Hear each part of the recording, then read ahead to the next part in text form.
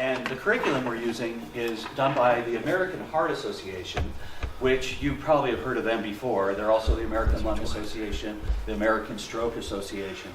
They are the leader in the world on the science of creating the guidelines of what we learn in classes like this. And every 5 years, they review their guidelines, all those through those 5 years, and then release updates. And we're right at that time, and you're receiving all very current information because the new guidelines, even though they're 2015, all the materials to teach them with just came out last month. It takes some time to put all that together. And so you're getting very current information. Now, we divide the human body into 3 age groups: infants, children, and adults. And an infant is considered birth to 1, and a child is considered from 1 up through puberty, roughly 12 to 14 years of age. And an adult is anyone through puberty and older. If you're unsure if a child has reached puberty or not, treat them as an adult. And everything in our class today is focused on the adult age group. But, because I love to teach, and I want you to have even some extra information, I'm going to share with you some of the pertinent key points where certain skills change for children and for babies. And we'll just discuss those briefly, but our main key focus is on the adult age group. Now, some of the things that we'll learn in class today is, of course, probably the most important, how to do really good quality compressions. And because we have a hardwood floor, I'm not going to ask anyone to get down on the floor and do compressions. I can certainly bring all the... Would you rather have them on the floor, ma'am? Is that what... I was wondering about that. It's hard on your knees. You almost need knee pads, you know. So what we're going to do is we'll watch the video, and then certain amounts of us will step around behind the tables so that you can still see the screen, and you're going to practice while watching. And so the DVD will help keep you in the timing and things like that, and so on. We're going to learn how to give breaths with our CPR. And you're going to visually watch how we actually do mouth-to-mouth. And we're not going to let anybody, and I know you're really sad to hear that, but no one can do mouth-to-mouth on the mannequins. You're actually all going to be using your own individual decontaminated and sterilized pocket masks. And you're also going to be learning how to use an AED. And your church here has an AED, and we're going to pull that out, turn it on, and show you exactly how that works. And with your AED comes a pocket mask, which I just donated to your church, and also some pairs of gloves. And so now you're set and ready to go. If one of your co-members or parishioners in the church or a visitor, anyone whatsoever, happens to go down, and it happens. I've taught many, many years here, and I won't even begin to tell you the stories of how often it has happened, and it's unfortunate. But my goal in first responder CPR and first aid is that you leave today feeling confident of how to act if you were alone, what could I help this person the most with, but most importantly, how to work as a team. Because you're most likely going to work as a team here in the church.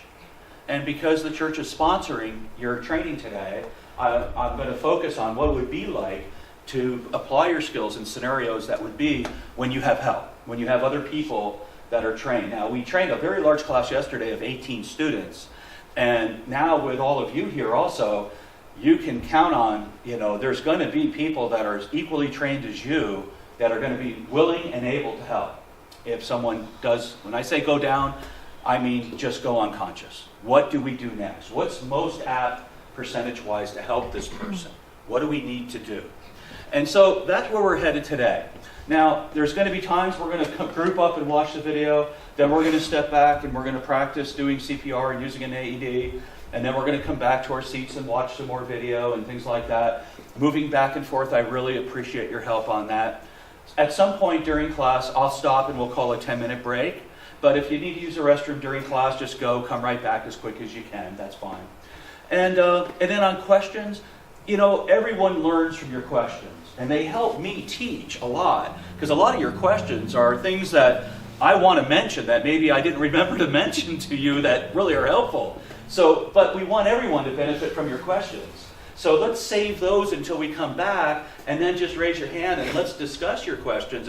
And I love questions. That's how we all learn too, is is by really understanding what it is. And make sure I answer your question, because if I don't, please keep pounding me until I get to give you an answer that's appropriate for you. I have worked many, many years as an EMT. And I have seen these skills not work, and I have seen them work. We don't have control of the outcome of what's going to happen with that patient. What we do have control of is knowing in our heart and our mind that we've tried to do whatever, even little things we can do. That may be just calling 911. That may be knowing how to use an AED. That may be knowing how to assess someone for responsiveness and breathing. That may be knowing how to actually participate and help in a team doing CPR, where we might have one person compressing, one person giving breaths, and another person using a defibrillator. So an AED is an automated external defibrillator. And all they are is a computer. And all we have to know is one thing, how to turn them on. Because when we do, they speak to us. And they tell us what to do. Apply pads to patient's bare chest. Plug in pads connector next to flashing light. Isn't that nice? And they come in different languages. When I first bought these were new last year. There was a switch to switch them over to Spanish, and I didn't know one of them was switched over. And it so happened the student knew Spanish. Woo, I got lucky on that. So we're going to attach the pads, which you'll be doing, to the mannequins, plugging them in. Once they are attached and plugged in, then it's going to say, analyzing heart, and that's where we stop CPR. Clear, everybody get back about a foot. the patient. And let it analyze to see if there's a shockable rhythm going on between their brain and their heart. Shock advised. And in this case there is, so we would clear again, Charging. make sure no one's touching the patient. Stay clear of patient. And now the batteries are really charging up a lot of electricity. Shock now. And see the shock button right here? And now. Shock delivered. and what do we do afterwards? CPR. Go right back to compressions, and there's your beat. Who was it talking to me about what song? Very appropriate name for a CPR class, isn't it? Yeah. Although I've yet to see one of the mannequins come back to life, and if I do, I'll be out of a job. So we'll let that be. But that's our class. That's an overview of what we're going to be doing today. I would really love to give you a big 150-question written test at the end of class, but unfortunately, there is no longer a written test in this class. Are y'all really sad to hear that? Yeah. Yeah. But it is a pass-fail class, and it's based on your participation. So I really need you to try your best and apply yourself.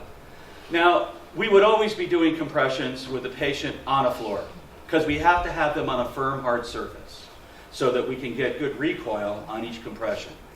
So if you have a problem doing the compressions up on the tables and you want to put it on the floor, feel free. But if not, I find myself way up on my tippy toes trying to get up and over to, and that's hard to do.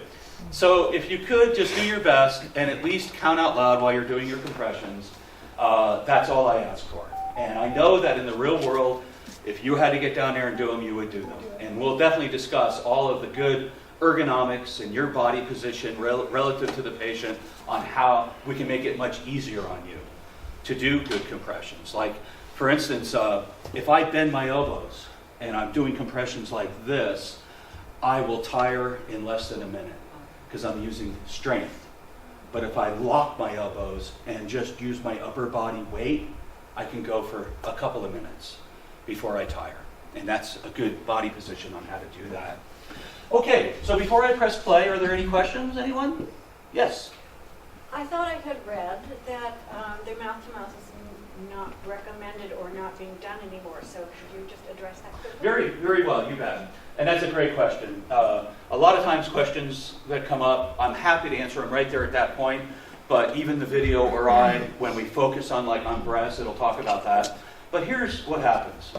In the adult body, when you have cardiac arrest, most adults in the high 90 percentile suffer what we call sudden cardiac arrest, where when your heart stops first, then your breathing stops immediately when your heart stops. In other words, choking is the leading cause of cardiac arrest in infants and children. And so they stop breathing first, and then anywhere from a minute to 3 or 4 minutes later, their heart stops. Okay? In adult scenarios, when you suffer sudden cardiac arrest, because you just stopped breathing when your heart stopped, your O2 sat level, which is your oxygen saturation level in your bloodstream, it's still in the very high 90 percentile, 98%. And it takes quite a few minutes for that to start dropping down. Well, if I just push on your chest and do hands-only CPR without giving breaths, I am circulating oxygenated blood on the adult patient if I've started CPR immediately after that adult went down without stopping to give breaths. So that is the science behind hands-only CPR. And anyone who is unwilling to give breaths can always get out the cell phone and call 911. They can always do hands-only CPR and know that you're very helping that person. Now, in a medical environment, all of our nurses in the hospital and everyone is trained where we just start compressions, we know our airway devices are on their way, and we keep doing nonstop compressions on that adult until those airway devices arrive, and then we do 30 compressions to 2 breaths on everyone. Because we have to re-energize that oxygen saturation level back up by integrating our breaths with our compressions. So if someone was to call 911 and say, I have a victim, he doesn't appear to be breathing, and the dispatcher would say, would you be willing to push on their chest? And most people would say yes, but if you were the dispatcher was to say, would you be willing to manage their airway with a head tilt chin lift and give them mouth-to-mouth breaths, they'll run away. They're going to die of some jungle-borne disease or something, you know. You know what an interesting fact is, American Heart Association keeps statistics in the world, and there has never been to this day a recorded case of any bloodborne pathogen being transmitted doing mouth-to-mouth breaths. Yeah. Now, when I'm on duty and I'm in uniform, OSHA requires me to use a breathing device, and there are only 2. And the one that you're going to be using today is designed for citizen responders, and it's designed for professional responders when we're alone. This is the first device we're going to use, and it's called a pocket mask. And each one of you are going to be having your own. Again, they're decontaminated and sterilized just for your use during class. Okay? And the reason this little yellow diaphragm in here is a one-way valve. And when I blow in, it goes into the patient's nose and mouth at the same time. But if they were to vomit or exhale saliva or anything that I don't want to have in my mouth, it can't come up through that diaphragm into my mouth. It's deflected out of the holes underneath it. And I will pass that mask around so you can look at it. And you can see the holes underneath the diaphragm there. Yes? Just a quick comment. Sure, Jim. To validate. You mentioned yesterday that both Bend and Redmond are either teaching or practicing no breathing CPR. Right. So she's right. Right. Hands-only is an integral part, and you're going to practice hands-only CPR in this class to start out, because compressions, you know, that's what it's all about. Now, know this. Infants and children have to get breaths with their compressions. They don't have the same blood volume as we do. And when their heart stops, they stop breathing, whether before or during that cardiac arrest, their sats drop like so fast. And that's not a good thing. And it's because they just don't retain as much oxygen in their blood as what adults do, because they don't have anywhere near the blood volume that we have. So in infants and children, we're always going to do 30 compressions to 2 breaths. And there isn't an infant or child out there in the world that I wouldn't even give mouth-to-mouth to. You know, but on duty, I'm always going to have my pocket masks with me.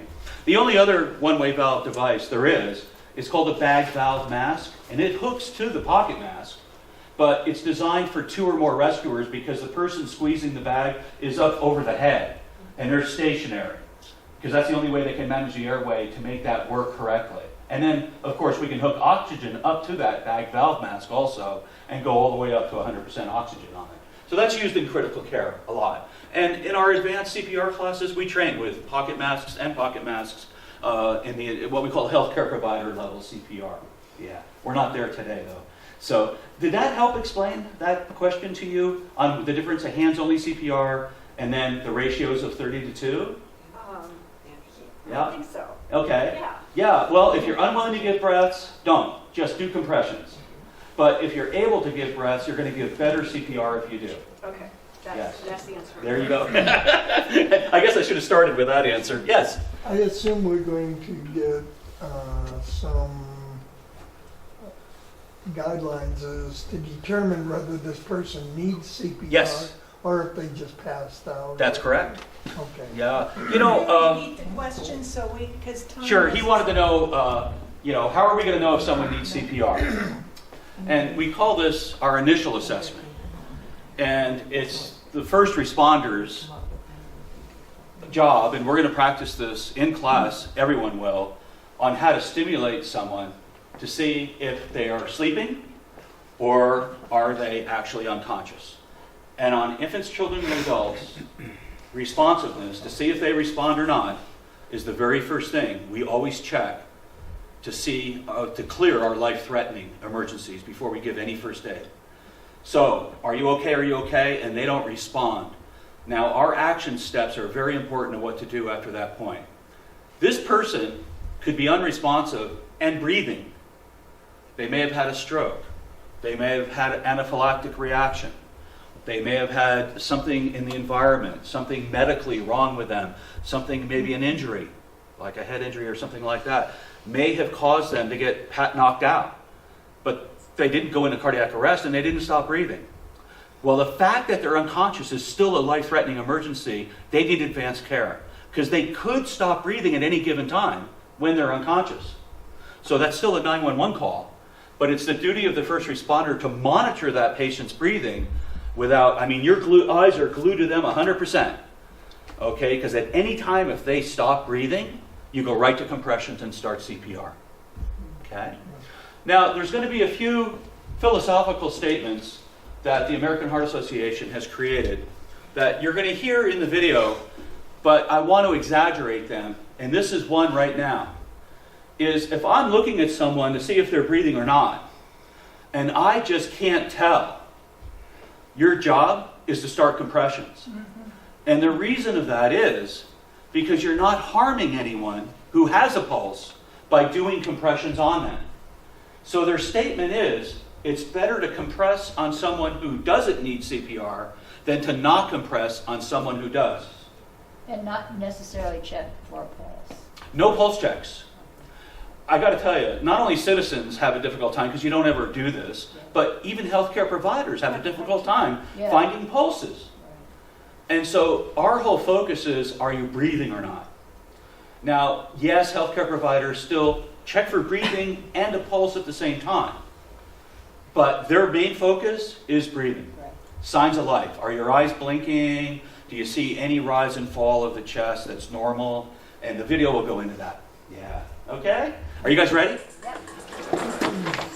When it comes to helping a person whose heart has stopped, there are two important things you can do. One is to give CPR, or Jim, it looks like we have a cardiopulmonary different resuscitation. screen today, do we? The other is narrow? to use an AED, Oh, that's me? or Yeah. external defibrillator. Where is it me? Today, we'll show you how to do both, because these two actions could help you save someone's life.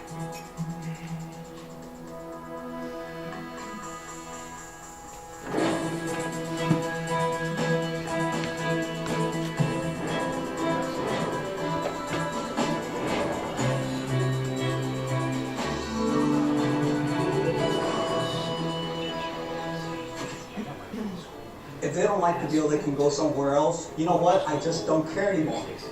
No, that's ridiculous. Look at that. There it No, is. we're not gonna do that. No. Oh, my chest is starting to hurt.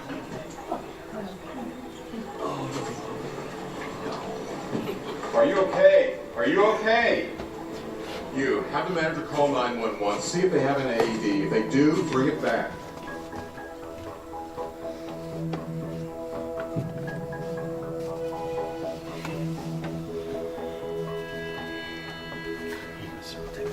Welcome to the American Heart Association's CPR AED course. Before we get started, let's define a couple of terms that you'll hear used during the course. For the purposes of this course, an adult is anyone who is going through or who has already gone through puberty. If there's any question about whether or not the person has reached puberty, treat the person as you would an adult. Someone who responds, moves, speaks, blinks, or otherwise reacts when you tap him and ask if he's okay. When you push on the chest during CPR, that's called a compression.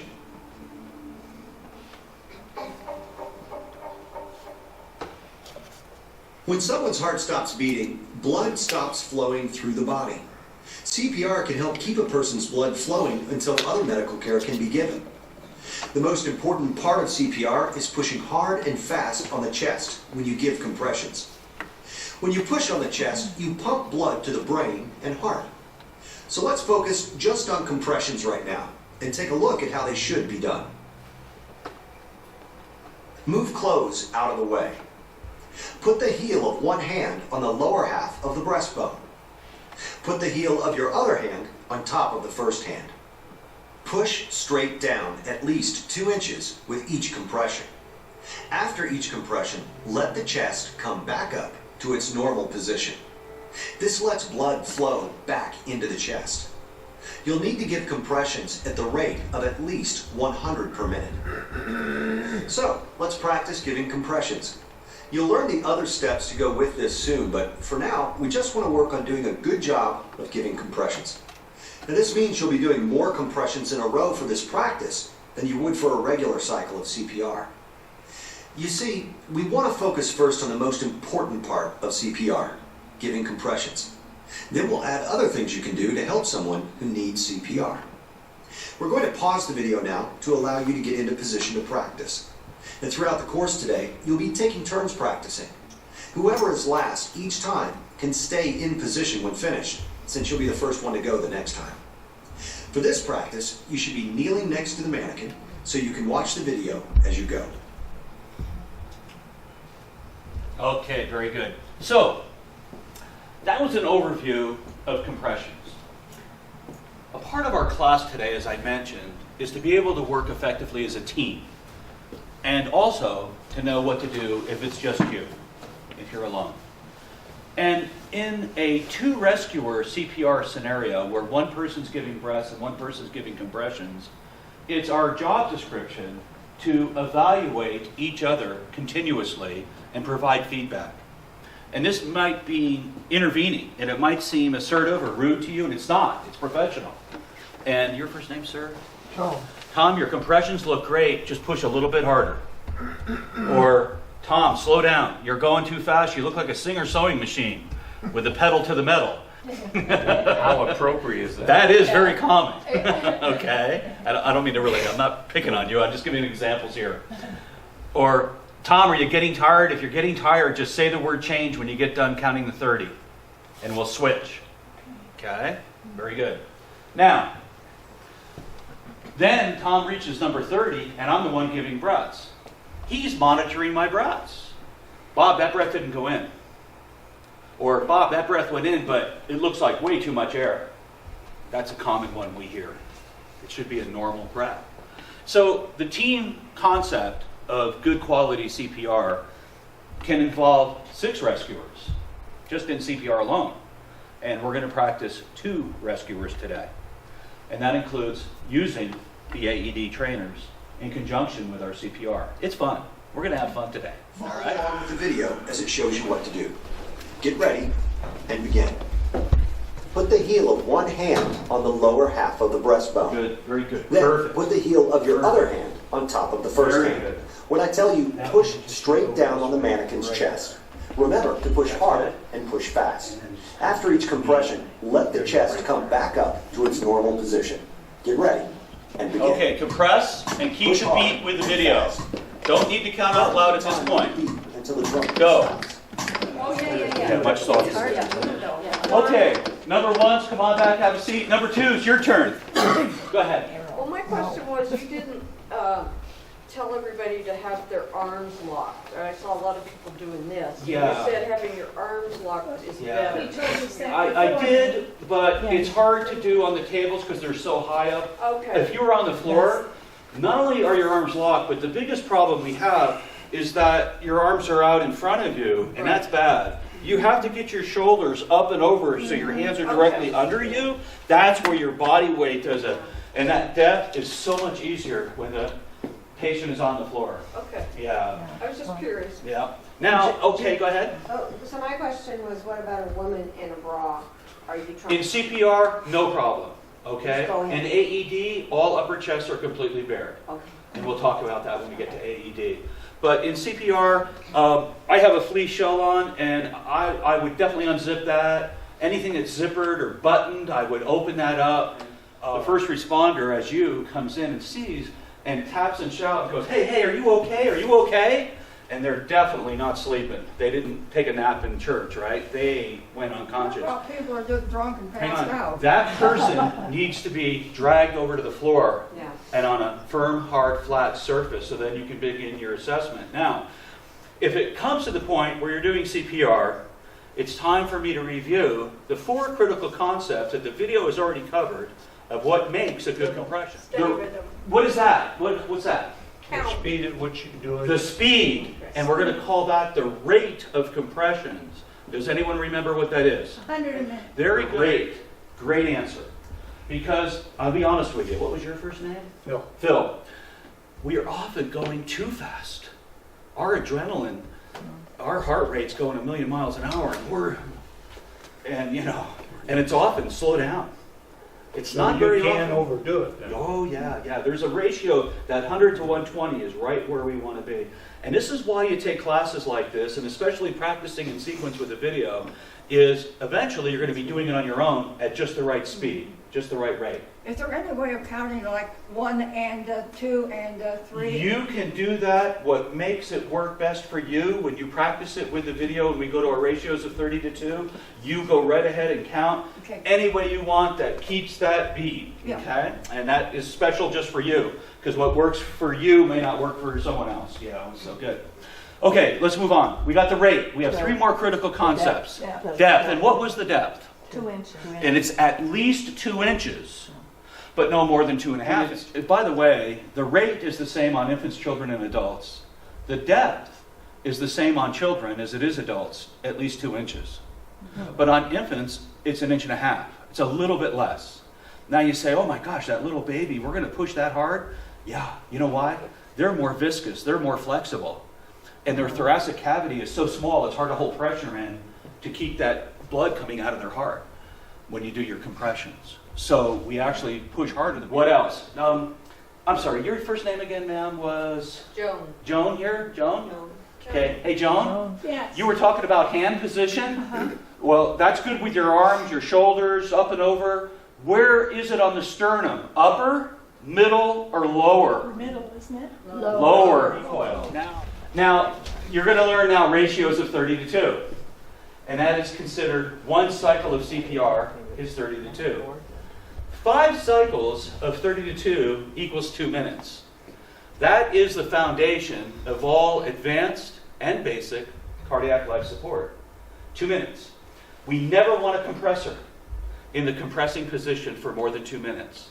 And it's because you can always push down, but are you letting the heart refill with blood so your next compression carries value? Science has proven after about 2 minutes, doesn't matter how strong or fit or whatever you are, you're not getting good full. So those were our 4 critical concepts: rate, depth, recoil, hand position. Again, hand position on the lower half of the sternum. And they become less effective as you go. If someone else knows CPR, take turns by switching at least every 2 minutes, even if you're not tired. This will help make sure your CPR is effective. I know CPR. Can I help? Move quickly to keep the pause and compressions as short as possible. While you are resting, remind the other rescuer to push down at least 2 inches at a rate of at least 100 compressions per minute, and to let the chest come back up to its normal position after each compression.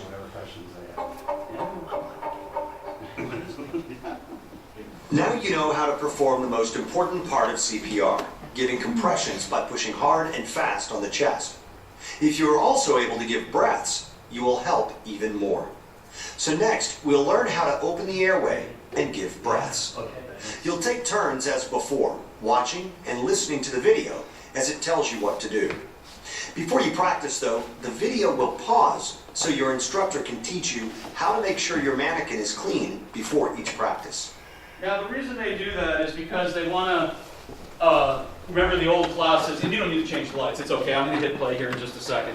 We're, again, not going to go mouth to mouth on the mannequins. I know some of you, knowing you were coming to class today, we're really hoping you could give a few kisses to the mannequins today, but I'm sorry, we're just not going to let that happen. And as I passed around the pocket mask earlier, you're all going to learn how to use a pocket mask. But I believe it's very important to know how to give mouth to mouth. What are the odds that you're going to have a pocket mask and you have a loved one or someone that you so care and are willing to give breaths to? And remember, if you're not willing to give breaths, just do compressions. But if you are willing to give breaths, this is what mouth-to-mouth looks like. Pay close attention because your hand position, a lot of everything you do when you give mouth-to-mouth breaths are exactly the same when you use a pocket mask. Okay, so let's watch the video here.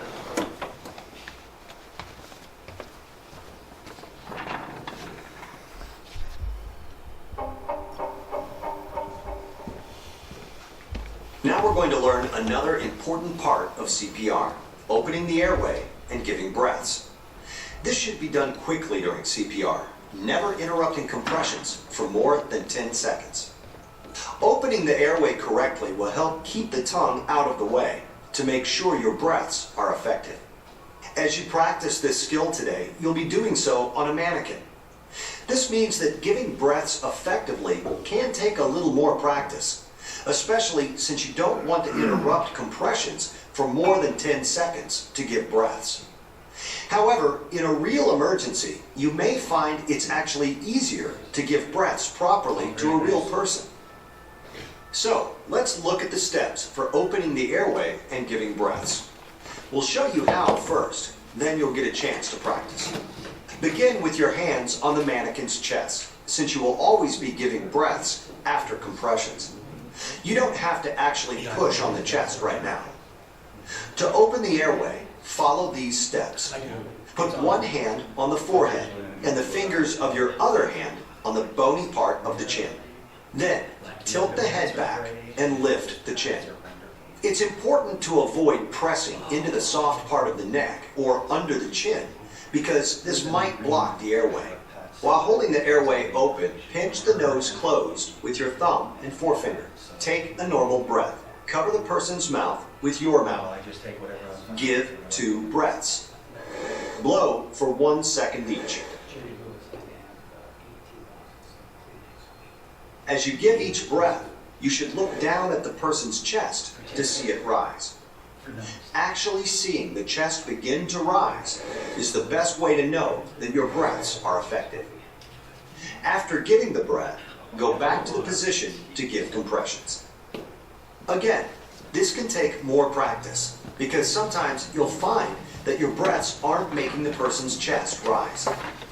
If you give a breath and the chest doesn't rise, quickly reopen the airway by allowing the head to go back to the normal position and then open the airway again. Give another breath and make sure the chest rises this time, interrupting compressions for no more than 10 seconds total. If the chest doesn't rise, begin pushing hard and pushing fast on the chest again. Let's watch one more time.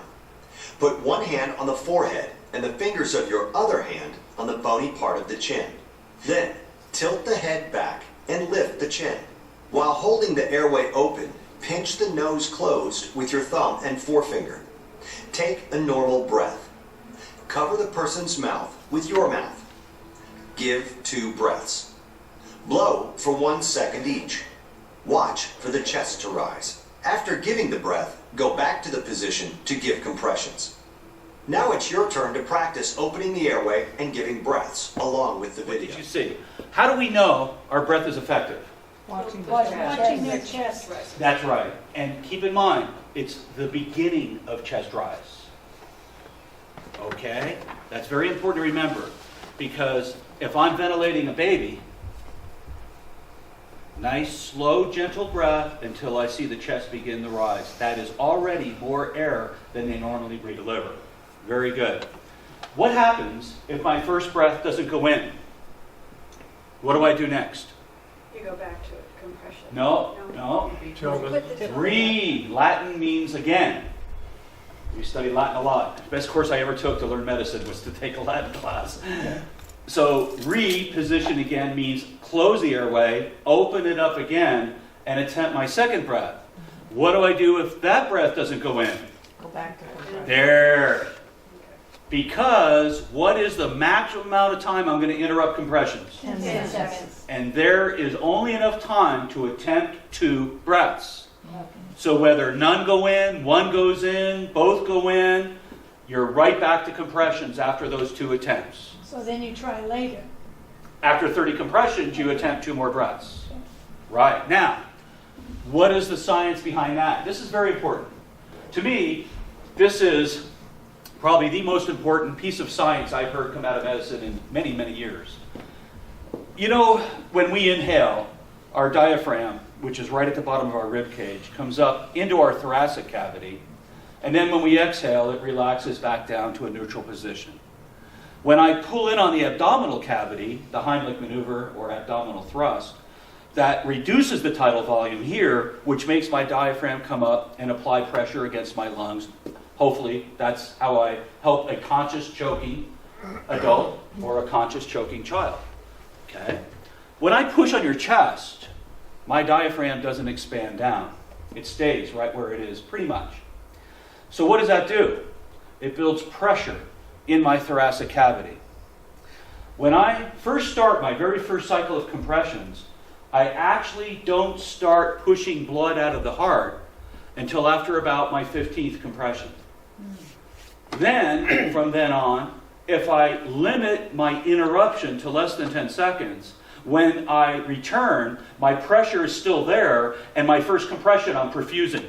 I'm pushing blood through the body with each compression. Now, it also talked about how we have to manage someone's airway in order to get the tongue off the larynx and open their airway so that our breaths will go in, providing they haven't choked. And it's called a head tilt chin lift. Now, I'm going to grab a mannequin and bring it out here so you can all see. This is very important because we can only open the airway enough to what we call the sniffing position and never open it up too far, or our breaths won't go in. And so, next on the video, but here's the letter C and the letter E, and the C comes in, and the E lays on the head. There's my head tilt, holds down the whole top half of the mask. Here's my bottom hand. When I open their airway, I open it up to the neutral position. If it's below that, my breath won't go in. If it's past that, my breath won't go in. And this is especially important in pediatrics, in infants and children. If I open their airway up more than halfway, I immediately close their airway. And they have an airway, but you're just not managing it correctly to get your breaths in. That's what we're going to do when it comes time to give breaths. Okay, so here's how to use a pocket mask. You know, during CPR, there's very little chance of catching a disease.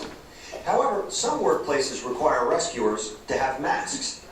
Masks are made of firm plastic and fit over the ill or injured person's mouth or mouth and nose. You may need to put a mask together before you use it, but this is usually as simple as popping it into shape and attaching the one-way valve that goes with the mask. That's the part you breathe into. There are different sizes for adults, children, and infants, so make sure you're using the right size. So, let's take a look at how to give breaths using a mask. We're going to show you a demonstration on how to place the mask and give breaths. Afterwards, we'll give you a chance to practice giving breaths using a mask. Start out kneeling next to the mannequin with your hands on the chest. Put the mask over the mannequin's mouth and nose. If the mask isn't round, put the narrow part of the mask on the bridge of the nose. The wide part of the mask should cover the mannequin's mouth. Tilt the head and lift the chin while pressing the mask against the mannequin's face. It's important to make a good seal between the mannequin's face and the mask while you lift the chin to keep the airway open. Now that you've got the mask positioned, give 2 breaths while watching for chest rise. As you give each breath, you should look down at the mannequin's chest to see it rise. Actually seeing the chest begin to rise is the best way to know that your breaths are effective. After giving the breath, set the mask on the floor next to the mannequin's head and go back to the position to give compressions. Let's try once again. Place the mask and open the airway, making sure to get a good seal. Give a breath. Give a breath. After giving the breath, go back to the position to give compressions. Let's try one last time. Place the mask and open the airway, making sure to get a good seal. I'll pause it right there to look at that position, because remember, without the mask there, both of his hands to give mouth to mouth are in the exact same place. Except instead of that letter C coming up on the mask, it's pinching the nose closed. Because if we don't pinch the nose when we go to breathe in someone's mouth, the breath can come out their mouth. Give a breath. After giving the breath, go back to the position to give compressions. Now we're going to practice using a mask to give breaths. The video will pause to allow you to assemble your masks and get into place to practice. Notice it says pocket mask on one side. That's the top. Very important to point that up. Okay, now having that pointing up, go ahead and open up and notice your one-way valve is sitting loose right on the top of the mask. Yeah, that's why you want it pointing up. Now take that one-way valve and put it in your hand and hold onto it snugly. You don't want to drop this. If you're out in the parking lot or outside or even inside, as soon as it hits the ground or floor, it's contaminated. And this way you're protecting it so that when you breathe on it, it's sterile. Now, keeping that in your hand, take out your mask and set your tray down. And now point it away from you and put your fingers up on each side and thumbs in the back and push. And that makes it go into a dome. Yeah. Then attach your one-way valve, which only goes on one way. If one side doesn't fit, flip it over, because that's the other side. And these are all universal here. Every one made in America can transmit from one mask to another, one way, somebody other that makes it. And it just pushes down snugly. It doesn't screw in. It doesn't. You don't have to push it down real hard. It's just nice and a snug fit, you know. Good. Face. And make sure that the bottom of the mask is not hanging down off the chin. Yeah. Now your left hand is going to be in the shape of a letter C, and it's going to slide right up on the mask. And then your rest of your fingers on that same hand, kind of open them up just a little bit, and that's going to help you push down on the forehead. Very good. Your bottom hand, I call it the lobster claw. Maybe in Oregon we should call it the Dungeness crab claw. But it's just two fingers under the jaw, and your thumb comes in and it pinches the bottom of the mask down. Now tip the head back just slightly, a couple of centimeters, and try another breath. Did that go in? Yours just went in, and you were barely tipped back at all. But mine is coming out somewhere else. Okay, let's go ahead and try a breath. Let me watch. Oh, I guess it's working. Now push down. Put this finger up over here a little bit more. Good. Now tip back just slightly and go. And there it is. Mm-hmm. Can you see it? Okay, now set your mask down in the tray on your side of the patient. Put your hands on the chest, and we're going to do 30 compressions, counting out loud. And begin. 1, 2, 3, 4, 5, 6, 7. I need everybody counting out loud. 12, 13, 14, 15, Continue. 17, 18, 19, 20, 4, 5, 6, 7, 8, 9, 30. And mask on. Head tilt, chin lift. First breath now. Second breath now. Mask off. Hands on the chest. 13, 14, 15, 16, 17, 18, 19, 20, 21, 22, 23, 24, 5, 6, 7, 8. Mask on. Head tilt, chin lift. First breath. Second breath. Mask off. Find your hand position and go. 1, 6, 7, 8, 9, 30. Mask on. Head tilt, chin lift. First breath. Second breath. Yes, good, Sue. Mask off. Hand position. And stop there. And sometimes it supersedes any pain or anything you might feel because you want to help that person so bad. But here's the deal. That's not going to ever stop you from being a first responder. But you're going to now know, especially, and what's great about having the class here at your church, is that your fellow members of your church that are attending this training, and there's 30 of you total doing this training in 2 days. Now we want to talk about something else you can do to help make the CPR you give as effective as possible. EMS is on the way. Here's our AED. Great, thanks. Please help keep everybody back. Everyone, let's back up. Let's give him some space. Attach pads to the victim's bare chest. Oh, certainly. Yes, absolutely. Plug in pads connector. No problem. No, that's fine. Would you like to do the Analyzing first heart responder rhythm. or the second Do responder? not touch the victim. I Shock want to be needed. number one, doing the essential. Charging. Okay, great. Stay I'll be clear number of two. victim. Everybody stand clear. We'll have Deliver everyone shock back now. at the back table. Shock delivered. Begin CPR. Start with compressions. Sometimes a There's your person's normal heart pulse. doesn't work right. There's your and cardiac the person arrest. needs CPR. An automated external defibrillator, or AED, is a machine with a computer in it that can shock the heart to make it work properly. If you start CPR right away and then use an AED within a few minutes, you'll have the best chance of saving a life. AEDs are safe, accurate, and easy to use. There are many different brands, and although they may differ slightly, the same basic steps operate all of them.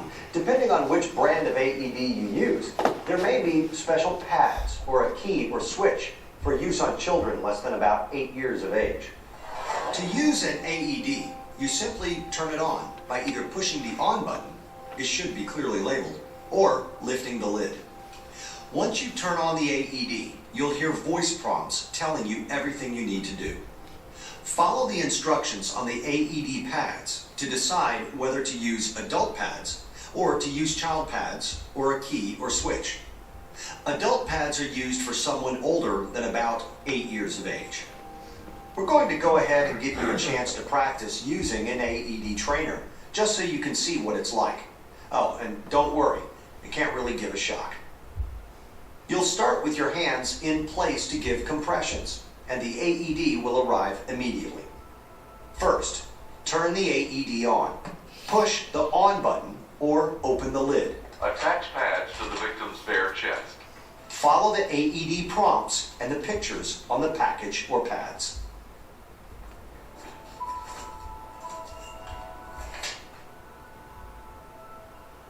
Plug in pads connector. Analyzing heart rhythm. Do not touch the victim. Shock needed. Charging. Stay clear of victim. Clear. Deliver shock now. Shock delivered. Begin CPR. Start with compressions. The video will pause now, so your instructor can explain how to operate the AED trainer you're going to use today. Then you'll get a chance. Upper right, lower left, your heart sits on the lower half of your thoracic cavity, just left of your sternum. Right next to almost center line, but just a hair left of your sternum is your heart. Okay, and therefore, yeah.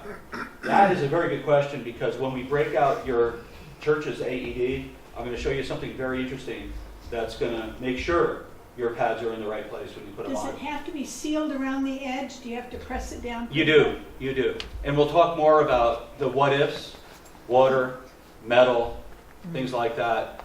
But what we would like to do is to have you all, if you wouldn't mind, we're going to stand up and just turn around, and Jim and I are going to do a quick scenario of exactly what you're all going to practice. Jim, pick out a center mannequin. The scene is safe. What are you going to check them for first, Jim? First of all, I see a man down. And I'm going to, sir, are you okay? Are you okay? Now I'm looking to see if I see any breathing, any motion at all. I need some help. Is anybody here? I'll Sir, help you. can you help me? I I can. need you to call 911 and find the building's AED and come back here as fast as you can. Got it. I'm going to go call 911, let them know that we have an 1, adult that's 2, unresponsive. 3, 4, And I'm going to 5, get the 6, AED, 7. and I'll come right back. Thank you.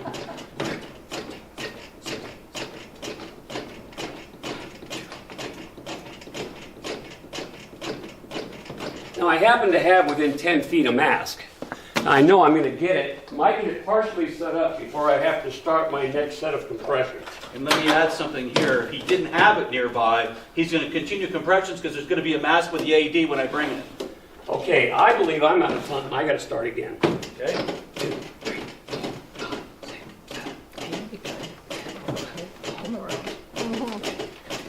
So class, what's the first thing I do with an AED? Here's the green button here at the top. Jim, continue CPR. I have an AED.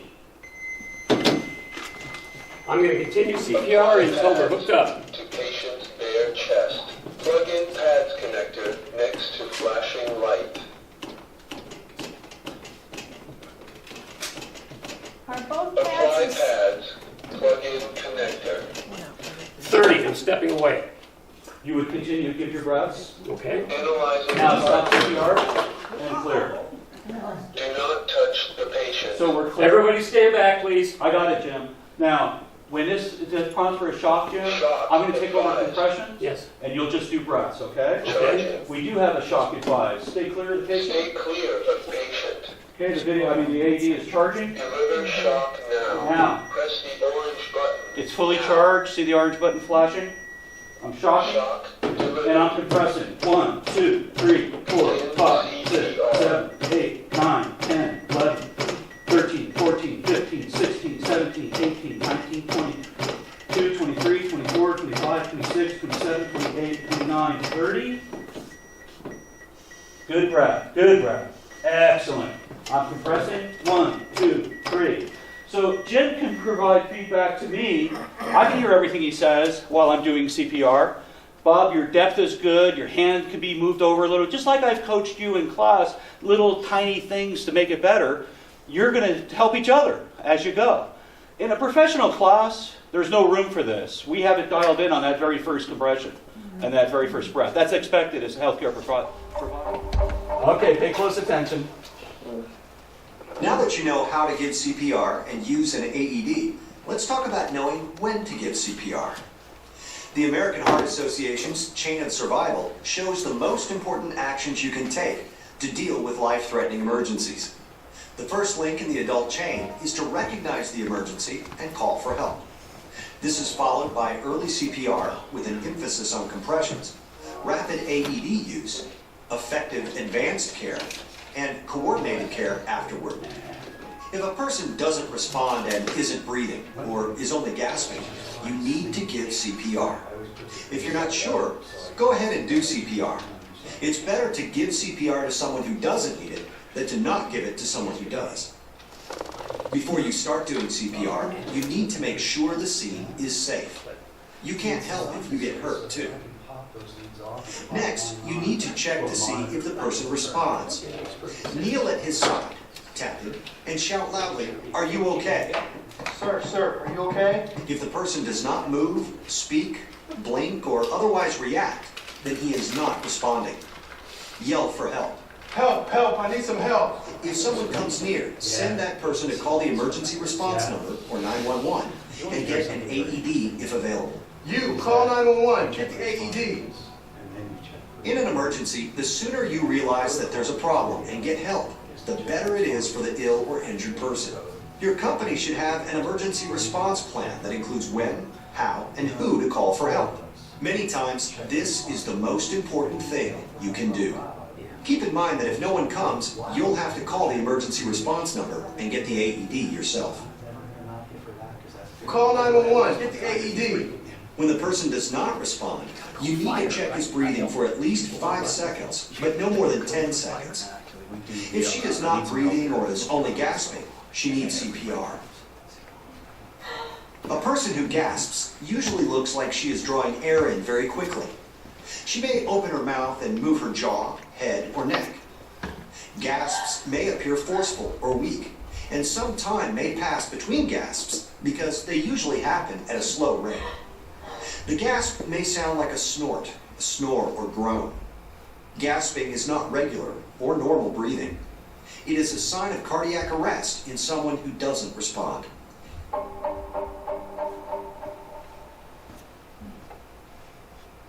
Okay, here's what you've learned so far.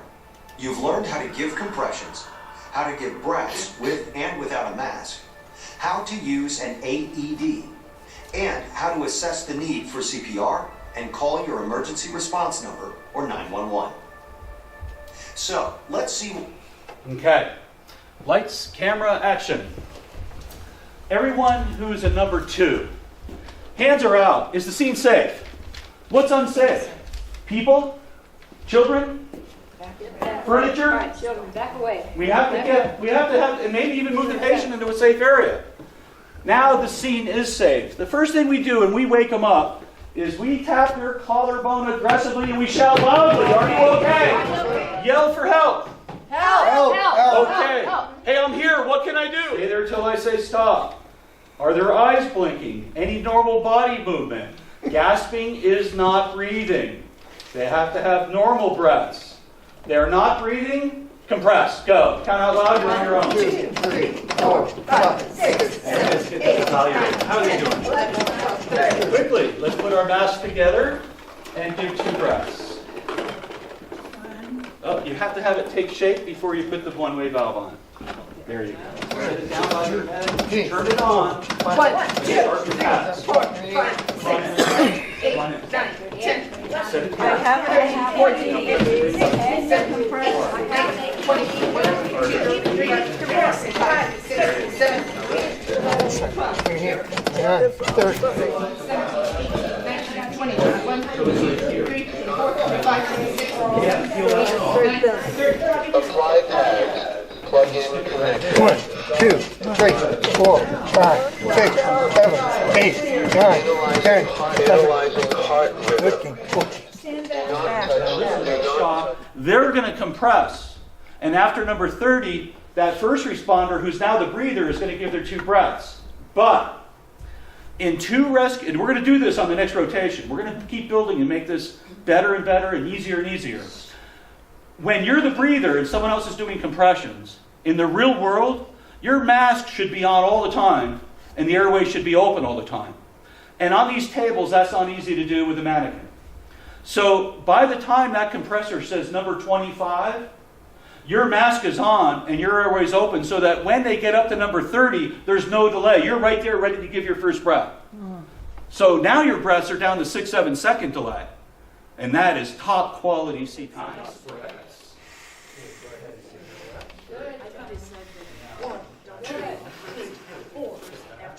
Okay, back. Say clear. Clear. Let her know you're going to take over compression. Take that mask I will off. be taking over compression. Even so. Apply pads. Okay, turn it on. You got to press. There you go. Stop and clear. Now tell her you're going to take over compression. I'll take over compressions. And you'll be the breather. 5, 6, 7, 8, 9, 10, 11, 12, 13, 14, 15, 16, 17, 18, 19, 20, 1, 2, 3, 4, 5, 6, 7, Okay, everyone stop CPR. Ask Rescuer 3 to come in. Rescuer 3, I'm going to help with compressions. Get on the other side of the patient and talk to the other compressor across the patient and say, I'm going to take the next 30 compressions. Nobody called 911 yet. Yeah, they did. That was number 2. They did that. Number 2 did. Oh, I'm sorry. We already did the initial assessment. Assessment's done. We're doing CPR. Now we have 30 compressions, 2 breaths. 30 compressions, 2 breaths. 30 compressions, 2 breaths. And nobody ever has to change positions and nobody ever gets tired. Because every time you finish 30 compressions, you get a break on the next 30. Does everyone understand that? That's 3 rescuer CPR. Very applicable here in your church. Then when all that's going on, here comes rescuer 4 with the AED. Okay? Are we all good? No, Number 2. Number 3. Come on in. Tell them I'm going to take over compressions. Take compressions. Everybody else stay back. Number 3. Now you go. Now let her know you'll take the next 30. Right here, I have an AED. I have an AED. Take the next compression. 6, 4, 5, 8, 9, 10. Clear, hands off. Clear. Yep, nice. Now who's the next compressor, ladies? Okay. Stay clear. So go ahead and shock them and say compress. Compress. And you know to start. And there's your 3 rescuer CPR. Now, that was something I added to the class because that forward rescue or CPR, that is just awesome. And you know that you can do it by yourself. You know that you can do it with 2 people. You know you can do it with 3. And now you know you can even do it with 4. And that's really great. And the more help you have, the better you're going to give care. But now there's really no room and no need to have anyone else here, except like if you're really tired and you have someone else there, you can say, hey, Paul, come in and take my place, and step back. And then he becomes a part of your team. That's okay. That's still good care. The whole thing is about the patient. It's not about us. We have to give the best CPR we can to the patient. And if we can't, get out. Get somebody in there. Question came up. What was your first name, by the way? Jan. Jan? Great question. Why does it take so long for the AED to charge up? You know, when it says analyze, and then you have to wait sometimes up to 15 seconds, it seems like forever, for it to actually charge. Electricity, when it's delivered one way, is called a joule. Not a watt or a volt, but a joule, Joule. And if you've ever touched a hot wire around a horse corral or animal corral, that's a half a joule. Yeah. And on the adult pads, it's delivering between 200 and 360 joules. Oh my gosh. In a child set of pads, notice the pads are smaller, and the pictures on them are anterior, posterior, front and back. We can't let the pads ever touch, okay, or they'll shock. Well, what happens on this type of AED, when these pads are on and that plug is plugged in, the plug goes deeper into the machine. It's a longer plug. And it automatically reduces the amount of electricity to 50 joules on every shock. And we use child pads on infants, and we use child pads on children, but we never use child pads on an adult. 50 joules is not enough to make your heart start again. Now, on adult pads, if we don't have child pads, we will use adult pads on a child. We will use adult pads on an infant. It's better to defibrillate than to not. It's better to give them way more electricity than none at all. But all infants and children receive 2 minutes of CPR before we defibrillate. What is the leading cause of cardiac arrest in infants and children? Choking. It's not their heart that caused cardiac arrest, it's their breathing. They weren't able to breathe. That caused their heart to stop and go into cardiac arrest. And we give CPR for all unconscious choking victims. And we're going to learn that coming up. We're going to cover our choking skills next. But before we do, I've discussed these pads. Now, in an ER, no. And when that heart is fibrillating and the AED senses that, it actually kills the heart. It stops it. AEDs don't start a heart, they stop it. But once that shock is delivered, the electricity is still trying to send that pulse into it. Because it cleared up that chaotic activity, it often restarts with a normal sinus rhythm, a normal pulse. That's how they work. But we don't know. And you don't need to know. All you need to know is we're going to continue CPR. 2 minutes later, it's going to analyze again. It might say shock, it might say don't shock. What are we going to do? Return to CPR. And you're going to do this for however long it takes the EMS to get here, and they're going to come in and take over. And you know what? You've taken ownership of this patient, and you don't want to give up. You don't want to leave them. You have to. Let us come in and take over. Because we're going to unplug, you're going to keep your pads on, but we're going to unplug these plugs and plug these pads right into our machine, and we're going to read their EKG and know exactly what they need. Yeah, and we're also going to hook up an IV and start drugs. And that's what's going to help save their life, yes. Okay, so if you use adult pads on a child, do you use both and do you put them on the front? No. Or do you do it? Yeah, you see, they can't touch. And if you saw how bigger they were? Yeah. Yeah, and if they went upper right, lower left on the child, still do them even though the front pictures show upper right, lower left, you can't let them touch each other. You can't cut them, Right. They won't work, you've got to go front and back. Okay. Just like these little ones are made to go front. And what do you have to know the very first thing you do with all AEDs? Turn it on. That's all I have to know. So I just need to figure out where is the on-off button on this AED. And it's clearly labeled on-off right here. And I'm going to turn it on. And remember, I'm going to press very firmly on it. Unit, okay. Take the cover off. It said lift to open. Stay calm. Check responsiveness. Stay calm? Attach defib pads to patient's bare chest. And that's as far I'm going to let this go, because this is a real AED, and these are real pads, and I'm not going to open them. Thank you. Okay? But now, just so that you know, right smack in the middle is the shock button. So if you think about it now, all AEDs are manually turned on and off. All AEDs have to manually deliver a shock. But all AEDs automatically analyze. But now this is very important. Every AED is a little bit different. And this one is a very good AED, and it's a very popular AED.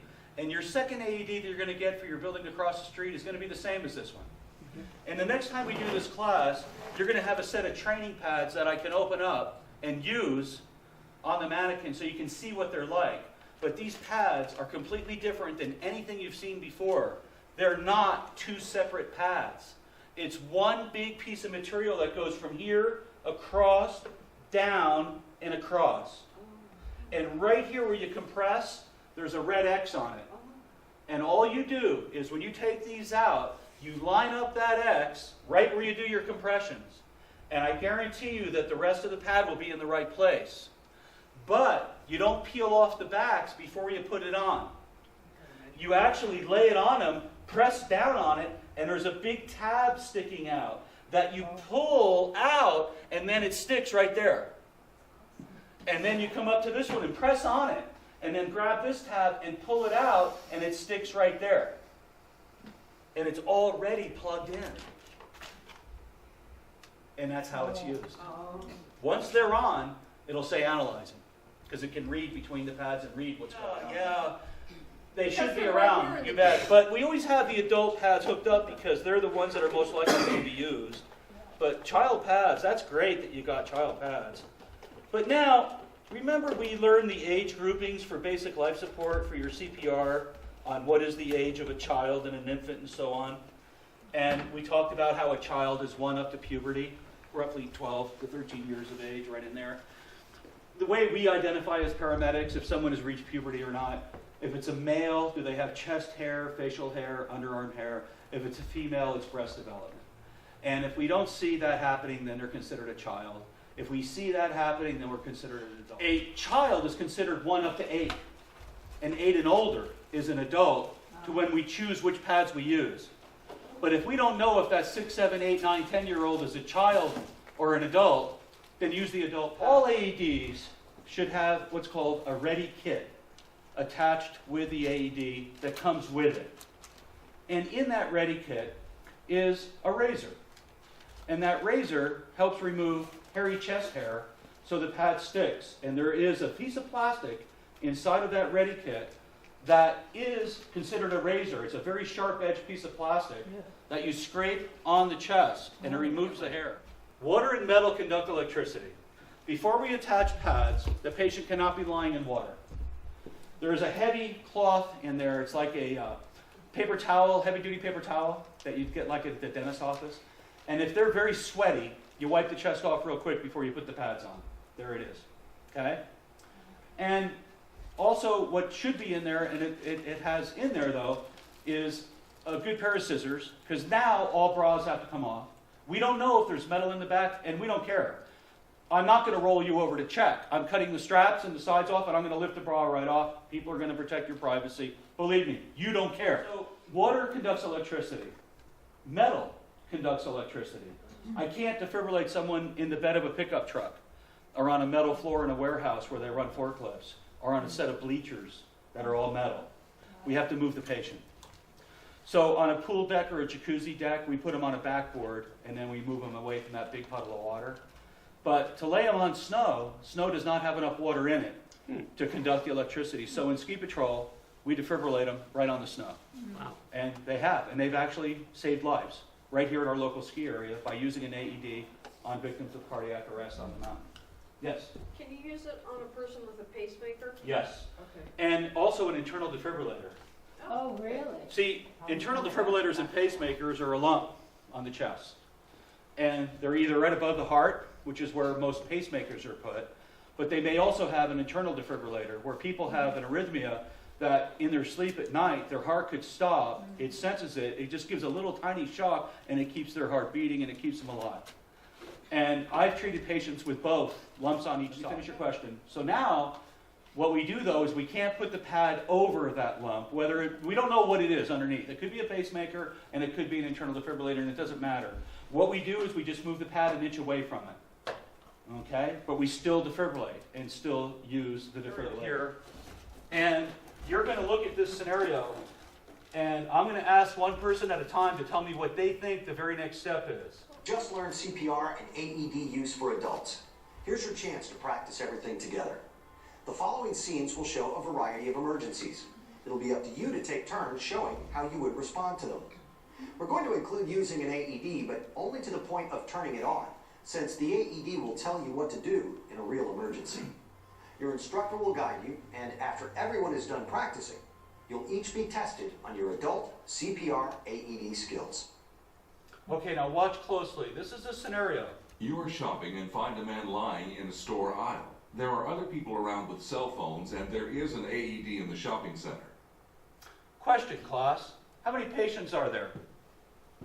One. What is their age? You don't know. What age category do they fit into? Adult. Very good.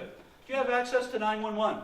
Yes. Do you have access to defibrillation? Yes. Are you alone, or are there other people around that can help? If you take all of that formula, now you know how, and you're training today to put your equation together. So, Tom, the scene is safe. What was the first thing you're going to check the patient for? Breathing. No.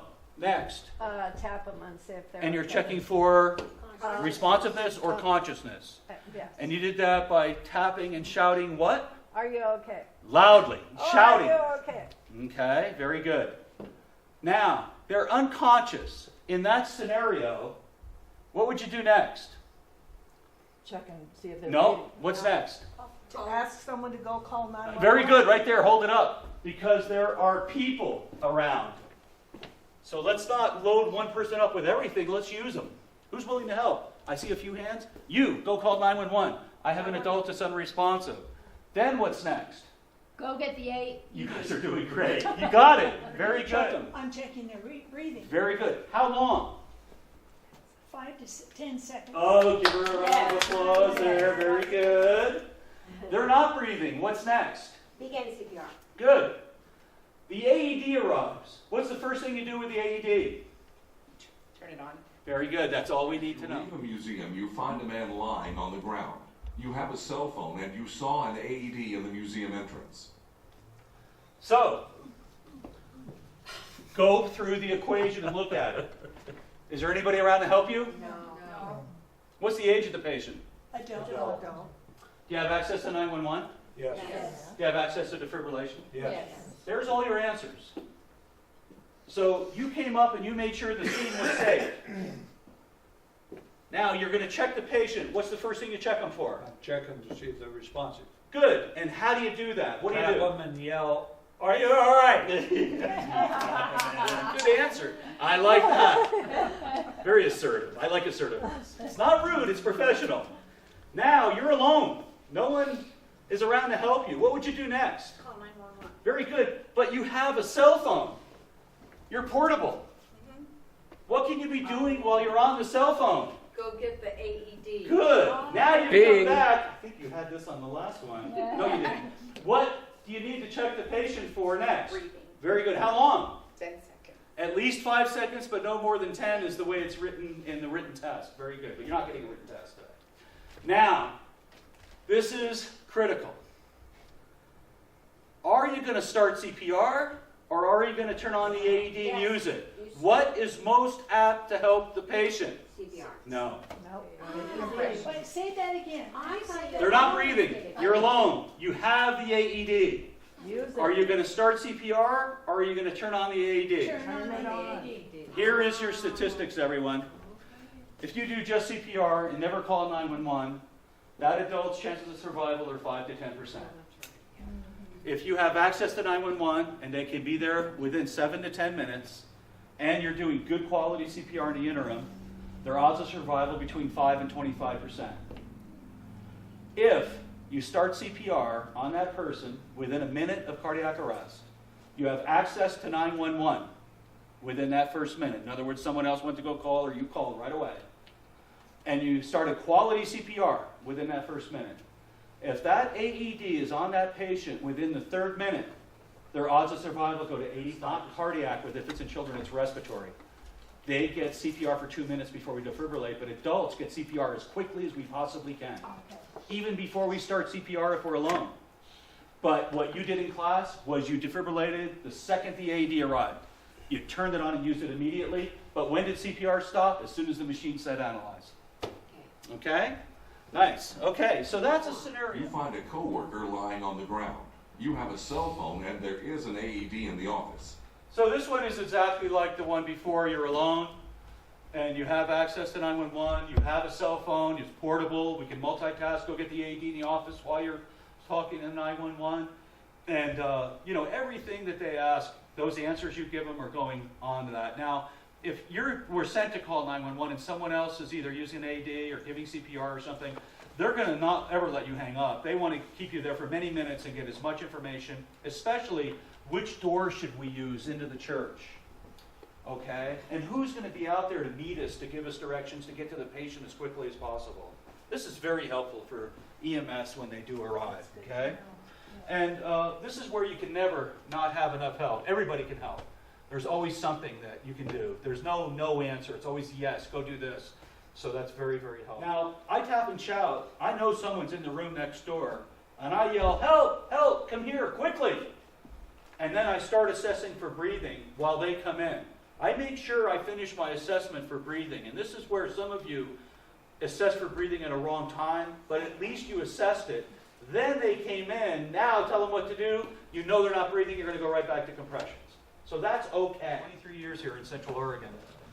And I hear all the stories where the outcome went good and the outcome went bad. But I hear the stories often of where that communication of accessing 911 wasn't completed right. It wasn't thorough. So you have to calm down. You have to hit the brakes. Speak calmly. Speak slowly. Get their attention. Make sure they understand what it is you're asking of them. Then come back to your patient care. You can go now. But our choking skills are what's left, and this is only going to take about 5 more minutes to cover, and then we're done for the day. Don't forget, the very first place that had AEDs was the airlines. The Federal Aviation Act of 1999. President Clinton signed that. All public buildings that are run by the federal government are required to have AEDs since 1999, which you're getting an AED for, which is great. Don't you have another church here right next door somewhere? Or across the street, right. You need to let them know that we have an AED here. If you don't, come and get it. There's a chance you may get that onto a victim of cardiac arrest before EMS arrives. Now, just because a fire station is nearby doesn't mean we're dispatched out of that fire station. If they're already on a call, we have to come from another station. And that could be, instead of 6 or 7, it could be 10 or 11 minutes. That's where AEDs, get access. Share it with your neighbors. It's very helpful. Okay, let's continue. We're going to wrap up. Tom, did you have a question? Grab 2 things with 2 hands and go. So, if you can, have a small pouch that your extra pads, your ready kit, all that is in, and you know to grab both the AED with one hand and the ready kit with the other. And that ready kit, when it arrives, it has everything in it. And now there's 3 of you there. One of them's doing CPR. The other one is setting up the AED. Hey, the third one can get out the ready kit. Maybe get it ready if they have to shave the patient's chest. Maybe they could put the mask together for the person that's going to be giving breaths. Maybe they're the one, maybe not, but either way, isn't it convenient having that? Remember how long it took to put them together? It's hard to push them out and everything else, right? So that's the way it should be done. And in clinics, it's called a crash cart. But in a response like this, it's called a first aid kit or a ready kit. And it's where you have the most applicable things that you want all in one package. Now, I'm a big fan of gallon Ziploc baggies because you can see through them. But, and they're very inexpensive, and you can just say, oh, there it is, and you can grab that and grab the AED and go. So you don't have to spend money on some super duper pouch. Now, you have an alarm on your system that goes off. Some of those alarms are actually connected on a phone line and actually activate 911 when you grab the AED. Yours isn't set up to do that, and that's okay. But know this. Don't pay attention to that alarm. Somebody else can turn it off. Grab the AED in the ready kit and go. Get to the patient right away. Let that alarm go. That's good, because everybody will know, oh my gosh, the AED is out. There's something going on. And they can come in and help. So, very good. Let's continue. More questions than Block in the yesterday. airway. The block in the airway may be mild or severe. If the block in the airway is mild, the person can make sounds and cough loudly. In this case, stand by and let the person cough. If you're worried about the person's breathing, call for help. Hey, this is the mountain thief. Oh, this guy's always making it. Every time. Hey, Philip, are you choking? I'm gonna help you, okay? If the block in the airway is severe, the person cannot breathe, talk, or make sounds. They may also make the choking sign by holding their throat. If this happens, you must act right away and give abdominal thrusts to try and clear the airway. When someone's choking is severe, give thrusts slightly above the belly button. Each thrust pushes air from the lungs like a cough. This can help remove an object blocking the airway. Otherwise, you'll see my breath. Yeah, I don't want to see what you're doing. If you think someone might be choking, first ask if the person is choking. Are you choking? If the person nods that he or she is choking and cannot talk, you must act. Okay, I'm going to help you. We're not actually going to practice choking, but you can perform the following steps to help someone who is choking. When a person is choking, you'll need to give thrusts slightly above the belly button. Depending on your size and the size of the person choking, kneel or stand firmly behind the person and wrap your arms around his waist so your fists are in front. Make a fist with one hand. Put the thumb side of your fist slightly above the belly button and well below the breastbone. Grasp your fist with your other hand and give quick upward thrusts into the abdomen. Give thrusts until the object is forced out and the person can breathe, cough, or speak, or until he or she stops responding. If you cannot remove the object, the person will stop responding. If this happens, follow these steps. Okay, we're going to go into Call or unresponsive have choking. someone And just that little bit of alcohol dulled the nerves in our mouth. And while we were chewing our meat that we were eating, our brain didn't communicate to our mouth how many times to chew before we try to swallow. And Tom tried to swallow too soon. That is the number one reason adults choke. The number two reason is laughing and talking excitedly that I just explained. All of a sudden, Tom didn't occlude right away. He was partially blocked, so he's coughing forcefully. Do that for me. Keep coughing. Keep coughing. Come on, buddy. Cough it out. Cough, cough, cough. Now he blocks up. Are you choking? No, he's still coughing. Keep coughing. Okay, now block up like you can't cough anymore. Are you choking? There's my consent to give abdominal thrust. He can no longer cough, speak, or breathe. Okay? I'm going to help you.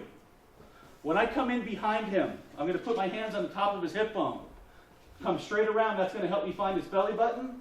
And there's the thumb side of my fist, right above his belly button. Then I'm going to release and grab this fist. Now look at my knee. Look at my head. It's looking sideways. Why am I like this? And don't do this. But if he did go unconscious because my thrust didn't work, his knees are going to pop out and his body's going to go straight down. His butt's going to land on my thigh. That's going to break his fall. I'm already under his armpits. I can now lower him gently to the floor. Ah. I am going to pull this hand inward and upward as hard as I can, as fast as I can, until it either comes out or you pass out. And that is how we save an adult who is choking. Now, when we practice finding our hand positions, if your rescuer isn't slightly above your navel, grab their hand and move it, because often you're up way too high. You've got to be down below the diaphragm. When we pull in the abdomen, we constrict the space in it, which makes the diaphragm come up, which puts pressure against the lungs, which makes that item hopefully come out your mouth. Okay? We do the same skill on children all the way down to 1-year-old, but we don't thrust as hard on those smaller children. But always thrust harder than you think you should. Remember, get it out. Save their life. You don't turn them upside down anymore. No, we do that with infants. And I'm going to show you that in just a minute. With babies. We had that in church. But not with adults or children. Because our lungs are big enough. If I smack him between the shoulder blades, he's going to try to suck air in. But a baby's lungs aren't big enough to have a gasping reflex. All they do is expel out. I'll show you in a minute. So, I went through these steps. First, I asked him to keep coughing because he wasn't occluded yet. He might cough it out. Then when he did occlude, I had to ask him, are you choking? And he couldn't answer me. I told him then, I'm going to help you. If I don't say that, he's going to keep facing me.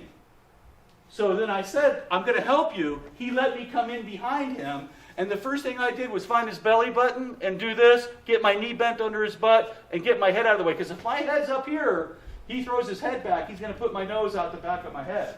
That's going to hurt.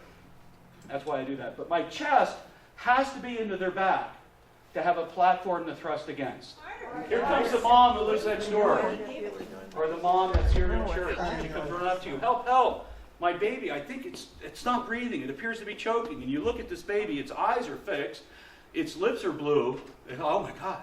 They go cyanotic right away. First thing you're going to do is you're going to take this baby and get it upside down on your forearm, put your knee on your thigh, and right between the shoulder blades, you're going to whap it 5 times. Sandwich it, keep it upside down. Right between the nipple lines, you're going to press 5 times as hard as you can. You're going to grab the jaw. All the time the baby is upside down, and all the time you're never lifting it up like this. You can do it sitting, but if you're sitting, I bet you anything, you're going to bring it up. Because guess what? When it comes up this high, what happens? It slides right back down again. So all that air forcing out, do the same thing. And that's how you save a conscious choking baby. But now, whether an infant, child, or adult, if they go unconscious, call your emergency response number or 911. Check to see if the person needs CPR and give it if needed, and you know how. Thanks, Pat. Continue CPR until the person speaks, breathes, moves, or until someone with more advanced training takes over. Remember that a 911 dispatcher often can give you instructions on how to do CPR if needed. If the choking person is in the late stages of pregnancy or is very large, put your arms under the person's armpits and your hands on the lower half of the breastbone. Pull straight back to give the chest thrust. And Tom, can you stand up for me for a sec? What if Tom was too tall or too big around, and step forward for me, I'm going to borrow your chair, that if you live with someone or know anyone that you cannot give the Heimlich maneuver to, you're going to train them now on put your belly button over the back of that chair. And in the real world, he is going to thrust down on that as hard as he can to save his own life. This is the #1 way to give an abdominal thrust when you're not big enough to reach around someone or tall enough to reach around them. The biggest problem with infants and kids, their tracheas are so small. And when a piece of plastic gets down in there and everything, it's very bad. Wait. Know this, class, if ever you avulse any object from an infant or child, please take them to the ER and get them scoped. Let them know that they choked, here's what came out, I got it out. They're going to take a camera and they're going to put it on a little tiny tube and go down there and they're going to look. And here's why. Many times, it's unfortunate, but it's tragic, is that a little abrasion happened in their trachea. And many hours later, that drip, where does it go? To their lungs. They drown in their sleep in their own bodily fluids. Includes the adult CPR AED section of the video. Let's take a look at what you've learned. You've learned the most important part of CPR, how to give effective compressions by pushing down at least 2 inches at a rate of at least 100 per minute, and letting the chest come back up to normal after each compression. You've also learned how to give breaths quickly and effectively without interrupting CPR for more than 10 seconds. You've learned how to assess the emergency and call for help. And you've learned how to add the use of an AED to give a person in cardiac arrest an even better chance for a good recovery. And you've learned how to help an adult who is choking. I am so happy. I had such a good time. You know, I have to tell you just a quick short joke here that in yesterday's class, Paul, when it came time to play What's Next, and I said, okay, Paul, the scene is safe. What's the first thing you're to check the victim for? And he immediately responded, if they're an Episcopalian. Oh. And I said, no, you want to check them for responsiveness. And then everybody was laughing, you know, and I said, but Paul. Is this Father Paul? Yes. Is it Father Paul? I don't know, but Paul. And I said, but Paul, I'm a Methodist. Are you going to help me? Oh, no, not a Methodist.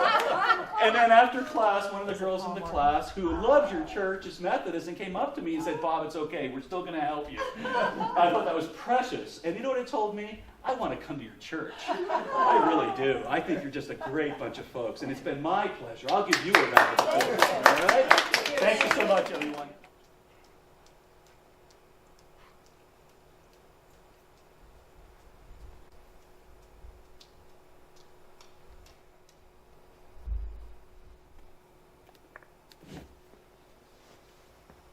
Adult pads.